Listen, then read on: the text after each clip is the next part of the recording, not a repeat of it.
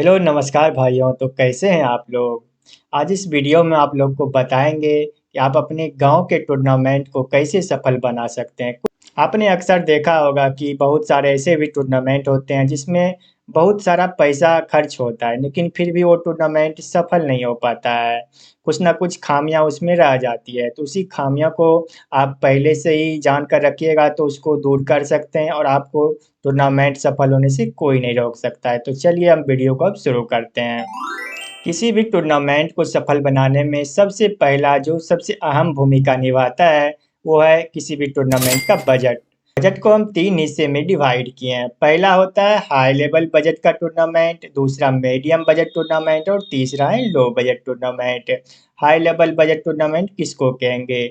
जिस टूर्नामेंट का बजट 3 लाख या 3 लाख से ऊपर होता है, उसको हम हाई लेवल बजट कह सकते हैं। और मीडियम बजट टूर्नामेंट है, जैसे 1 लाख से लेकर 3 लाख बजट वाले टूर्नामेंट जो भी हैं, उसको हम कहेंगे मीडियम बजट का टूर्नामेंट। उसके बाद लो लेवल का बजट कौन सा होता है? लो लेवल का बजट जो 1 लाख से नीचा जिसका बजट है, उसको हम लो कैटेगरी में रख सकते हैं। तो हमने देखा कि कैसे बजट का निर्धारण होता है किसी भी टूर्नामेंट में। अब बजट तो हमने फाइनल कर लिया कि कौन से कैटेगरी का हमारा टूर्नामेंट है, लेकिन अब बजट लाएंगे कैसे? तो इसके लिए हम फंड रेज करेंगे। तो दूसरा पॉइंट हमारा यही है, फंड। अब फंड कैसे लाया जाए?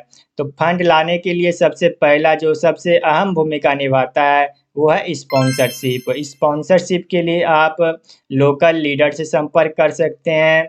उसके बाद स्पॉन्सरशिप के बाद आप एडवर्टाइजर का भी सहारा ले सकते हैं। एडवर्टाइजर करने का सेंस है कि आप जो भी स्कूल कॉलेज होंगे, कोचिंग होंगे, तो उससे आप संपर्क कर सकते हैं। वहाँ से भी स्पॉन्सरशिप अच्छा खासा आता है। उससे भी संपर्क करके आप अपना बजट टूर्नामेंट का बढ़ा सकते हैं। उसके बाद सबसे अंतिम है कि कमिटी मेंबर खुद ही अपना योगदान देकर टूर्नामेंट को सफल बनाने में अहम भूमिका निभा सकते हैं। बजट और फंड के बाद मेन पॉइंट आ जाता है कि हम कितना टीम का टूर्नामेंट कराएं। अगर टेनिस क्रिकेट की बात करें तो 8 टीम या 16 टीम का मैक्सिमम बिहार में टूर्नामेंट होता है। और आप अपने एरिया के हिसाब से कर सकते हैं, 8, 16, 32, 64 जो भी है। राजस्थान में 64 भी होता है। तो इस हिसाब से आप लगा सकते हैं कि जैसे 8 टीम का टूर्नामेंट है, आपके टूर्नामेंट में तो 7 मैच होंगे। 16 टीम का टूर्नामेंट है तो 15 मैचेज होंगे। 32 टीम का टूर्नामेंट है तो 31 मैचेज होंगे। और 64 टीम का टूर्नामेंट है तो टोटल 63 मैच खेले जाएंगे आपके टूर्नामेंट में। तो उस हिसाब से आप डिसाइड कर सकते हैं, अपना बजट फाइनल कर सकते हैं। अब आप सोच रहे होंगे कि हम अपने टूर्नामेंट में अच्छे अच्छे टीम कैसे लाएं। अच्छे अच्छे टीम लाने के लिए आपको विनिंग प्राइज अच्छा रखना होगा।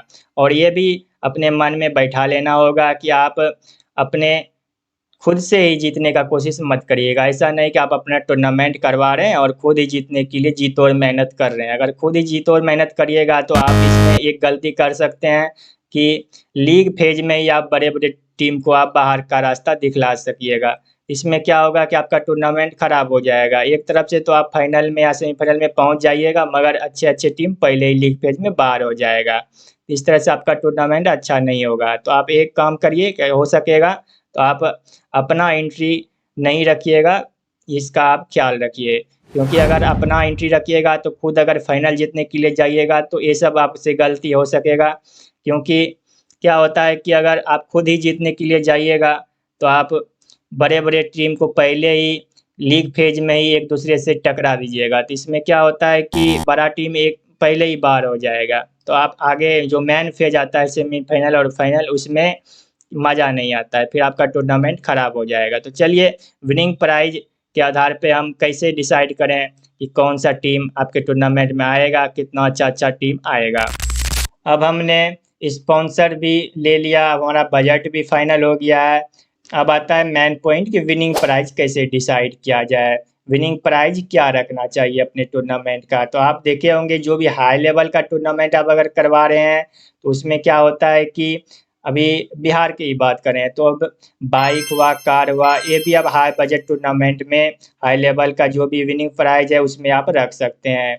तो उसके बाद भी आता है जो भी 1.5 लाख या उससे एबव का विनिंग प्राइज का टूर्नामेंट है, उसको हम हाई लेवल बजट का टूर्नामेंट और हाई लेवल विनिंग प्राइज के टूर्नामेंट में रखते हैं।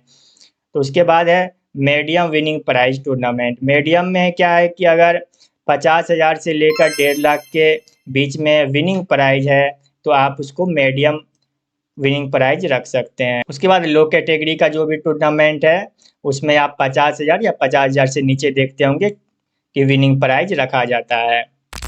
अब हमने विनिंग प्राइज की भी बात करी है। अब अगला पॉइंट है कि विनिंग प्राइज तो रख लिए, पर विनिंग प्राइज के आधार पे हम एंट्री फी क्या डिसाइड करें। एंट्री फी सबसे अहम हो जाता है, ये पॉइंट आप गौर से सुनिएगा, सबसे मेन पॉइंट है इस वीडियो का। एंट्री फी क्या रखें भाई साहब? अगर हमने विनिंग प्राइज भी बना लिया है, विनिंग प्राइज तो रख लिए, लेकिन एंट्री फी क्या रखें कि कोई ये ना बोले कि आप विनिंग प्राइज ज़्यादा है, विनिंग प्राइज कम है। इस तरह से बहुत सारा सवाल आता है, तो विनिंग प्राइज कैसे डिसाइड कर सकते हैं? तो विनिंग प्राइज डिसाइड करने के लिए एक फार्मूला है कि आप जो भी टोटल विनिंग है आपके टूर्नामेंट का, जैसे मान के चलिए 16 टीम का टूर्नामेंट है और आपने 1.5 लाख रुपया टोटल विनिंग प्राइज दे रहे हैं, 1 लाख विनर को दे रहे हैं और 50,000 दे रहे हैं रनर को, यानी 1.5 लाख दे रहे हैं। तो अब 10% ही विनिंग प्राइज का रख सकते हैं एंट्री पे। 10% करने का सेंस है कि आप 10,000 रख सकते हैं।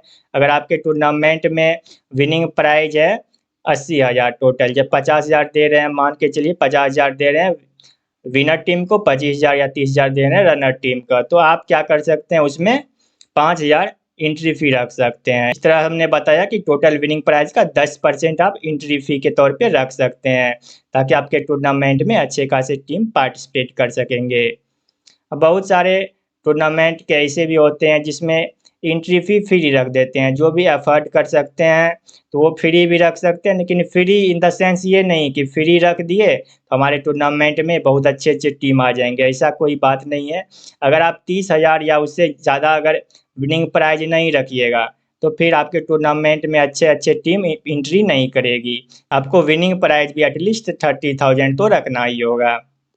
अब छठा पॉइंट आ जाता है लाइव स्ट्रीमिंग। लाइव स्ट्रीमिंग बहुत ही इम्पोर्टेंट हो गया है आज के दौर में, क्योंकि लाइव स्ट्रीमिंग अगर होगा तो आपके टूर्नामेंट को ओवरऑल व्यू मिलेगा। जो भी ग्राउंड पे दर्शक आते हैं तो आते हैं, लेकिन लाइव के थ्रू भी बहुत सारे दर्शक आपके टूर्नामेंट को वॉच कर सकेगा।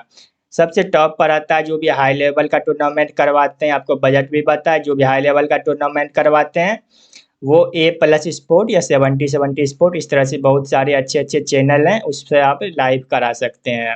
और उसके बाद बात करें मीडियम बजट के टूर्नामेंट का। मीडियम बजट का जो भी टूर्नामेंट है उसको आप डायरेक्ट क्रिक हीरोज या क्रिक प्रो यूज करके स्ट्रीमिंग कर सकते हैं। ये भी अच्छा स्कोर टिकट प्रोवाइड करता है, तो इसका आप सहारा ले सकते हैं। और जो सबसे लो लेवल बजट का टूर्नामेंट है, अगर उसमें भी आप चाहेंगे कि हम कम खर्च में, बिल्कुल ही नेग्लिजिबल खर्च में लाइव करें, तो आप क्या कर सकते हैं, डायरेक्ट फेसबुक या यूट्यूब से डायरेक्ट लाइव कर सकते हैं बिना इसको टिकट का। मगर लाइव करना बहुत ही नेसेसरी है किसी भी टूर्नामेंट में आज के दौर में। बाद कुछ इंपॉर्टेंट पॉइंट रह गया है, एक है सोशल मीडिया। सोशल मीडिया किसी भी टूर्नामेंट को इंगेज करने में अहम भूमिका निभाता है। आप सबसे पहले क्या करिए, जब भी टूर्नामेंट आप डिसाइड करते हैं, सभी लोग करते होंगे, सभी के गांव में टूर्नामेंट होता है, तो आप लोग क्या करिए कि अगर टूर्नामेंट दिसंबर में हो रहा है तो अक्टूबर में ही कम से कम है ना पेज बना के रखिए और उस पर अपडेट देते रहिए। सोशल मीडिया के थ्रू इंगेज होगा तो आपके टूर्नामेंट को सफल होने से कोई नहीं रोक सकता है। और उसके बाद दूसरा पॉइंट ये भी है कि आप कमेंटेटर अच्छा लाइए। आप लोकल लेवल पे जो भी कमेंटेटर है उसको आप चांस दे सकते हैं। अगर आपका बजट अच्छा है तो आप अच्छे खासे कमेंटेटर को कुछ पैसा दे के बुला भी सकते हैं। उसके बाद नेक्स्ट पॉइंट आता है डीजे एंड साउंड। साउंड अगर नहीं होगा तो फिर टूर्नामेंट फीका फीका लगेगा, तो इसके लिए तो डीजे एंड साउंड बहुत ही इम्पोर्टेंट रोल प्ले करता है। तो आप अगर अच्छे खासे बजट के टूर्नामेंट है तो सभी मैचों में ट्राई करिए कि डीजे एंड साउंड का व्यवस्था हो। अगर लो लेवल टूर्नामेंट का भी बजट है, नहीं आपको हो पा रहा है, तो एटलीस्ट उद्घाटन मैच और फाइनल मैच में डीजे का व्यवस्था करवा सकते हैं। उसके बाद लास्ट में आप एक काम और कर सकते हैं, कुछ नया फीचर ऐड कर सकते हैं अपने एंड से। अपने एंड इन द सेंस कि आपको लग रहा है कि आप अगर टूर्नामेंट को यूनिक कुछ बना सकते हैं, जैसे अपने टूर्नामेंट में एलईडी बेल्स का इंट्रोड्यूस कर सकते हैं। बहुत ही सस्ता ही होता है, 2,500-3,000 में मिलता है, इसका आप इंट्रोड्यूस कर सकते हैं, तो ये भी आपके टूर्नामेंट को चार चांद लगा सकता है। तो चलिए हमने बताया आपको कि कैसे आप अपने गांव के टूर्नामेंट को सफल बना सकते हैं। कुछ पॉइंट अगर मिस हो गया होगा तो आप कमेंट करके हमको बता सकते हैं, और कुछ भी सवाल हो तो आप पूछ सकते हैं। धन्यवाद वीडियो देखने के लिए सभी का।